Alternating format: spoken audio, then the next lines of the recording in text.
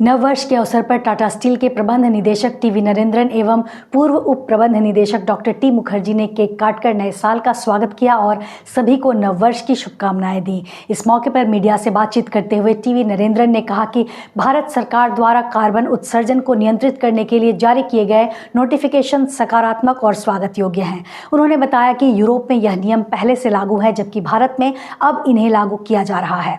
उन्होंने कहा कि टाटा स्टील आर्टिफिशियल इंटेलिजेंस का व्यापक स्तर पर उपयोग कर रही है और इस क्षेत्र में लगातार निवेश भी किया जा रहा है। इसके साथ ही टाटा स्टील द्वारा अधिग्रहित विभिन्न कंपनियों के विस्तार पर भी कार्य किया जा रहा है। एक प्रश्न के उत्तर में उन्होंने कहा कि टाटा स्टील की प्रतिस्पर्धा चीन से है, जहां कम लागत पर स्टील का उत्पादन हो रहा है, जिसके कारण चीन इस क्षेत्र में आगे है। उन्होंने भरोसा जताया कि आने वाले वर्ष में कई नए और महत्वपूर्ण कार्य किए जाएंगे। इस अवसर पर टाटा स्टील के वाइस प्रेसिडेंट डीवी सुंदररामन ने कहा कि जब तक सरकार द्वारा कोई नया नोटिफिकेशन जारी नहीं किया जाता, तब तक मौजूदा लीज को प्रभावी माना जाएगा। उन्होंने बताया कि पिछले समझौते में जितने क्षेत्र लीज एरिया में था, इस बार भी वही क्षेत्र रहेगा। एक अन्य प्रश्न के उत्तर में उन्होंने कहा कि लीज एरिया से बाहर के क्षेत्रों में भी टाटा स्टील नागरिक सुविधाएं उपलब्ध कराएगी, जिसमें सड़क, बिजली और पानी की व्यवस्था शामिल है। जो हम बोलते हैं एक तरह का कॉम्पिटिटिवनेस है, जो फैक्ट्री के अंदर का कॉम्पिटिटिवनेस वो कंपनी के कंट्रोल में है। जो फैक्ट्री का बाहर का कॉम्पिटिटिवनेस है वो कंपनी के कंट्रोल में नहीं है।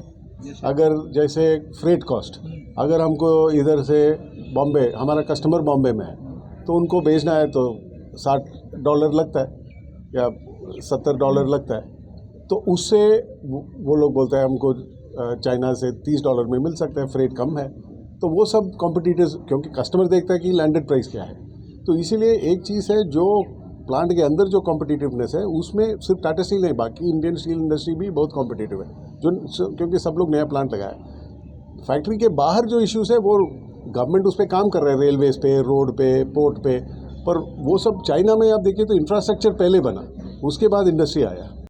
ऐसी ही और खबरों के लिए जुड़े रहे हमारे साथ यूट्यूब, फेसबुक और इंस्टाग्राम पे। साथ ही हमारे चैनल को लाइक और सब्सक्राइब करना ना भूलें।